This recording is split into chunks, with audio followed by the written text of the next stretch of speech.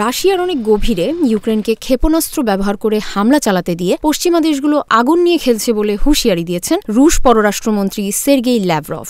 একই সঙ্গে যুক্তরাষ্ট্রকে তৃতীয় বিশ্বযুদ্ধের ঝুঁকি সম্পর্কে সতর্ক করেছেন রুশ পররাষ্ট্রমন্ত্রী। তৃতীয় বিশ্বযুদ্ধ কেবল ইউরোপের মধ্যে সীমাবদ্ধ থাকবে না বলেও সতর্কবার্তা দিয়েছেন ল্যাভরভ।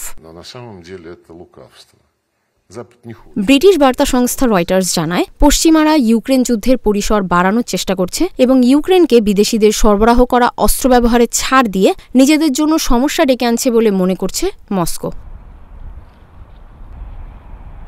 মঙ্গলবার মস্কোয় সাংবাদিকদের রুশ পররাষ্ট্রমন্ত্রী বলেন, আমরা নিশ্চিত করে বলে দিচ্ছি পশ্চিমা দেশগুলো শিশুদের মতো আগুন নিয়ে খেলছে, যা পারমাণবিক অস্ত্র থাকা দেশগুলোর জন্য খুবই বিপজ্জনক হতে পারে। রাশিয়া নিজেদের পারমাণবিক মতবাদের বিষয়টি স্পষ্ট করেছে বলেও মন্তব্য করেন ল্যাভরভ। ইউক্রেনের সাথে যুদ্ধ শুরু হওয়ার পর থেকে রাশিয়া বারবার ক্রমবর্ধমান পারমাণবিক ঝুঁকি সম্পর্কে সতর্ক করে দিয়ে আসছে। যুক্তরাষ্ট্র বলেছে, মস্কোর এই সতর্কতাকে গুরুত্ব সহকারে নিতে হবে। মার্কিন কর্মকর্তারা বলেছেন, মস্কো পারমাণবিক হুমকিতে কোনো পরিবর্তন দেখতে পাননি তারা।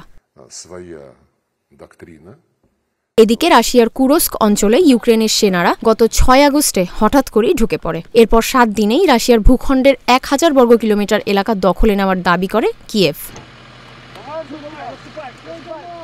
বর্তমানে ইউক্রেন 100 রুশ বসতি এবং 1294 বর্গ কিলোমিটার এলাকা দখলে নেওয়ার দাবি করছে। দ্বিতীয় বিশ্বযুদ্ধের পর থেকে রাশিয়ায় ঢুকে এটি ইউক্রেনের সেনাদের চালানো সবচেয়ে বড় হামলা।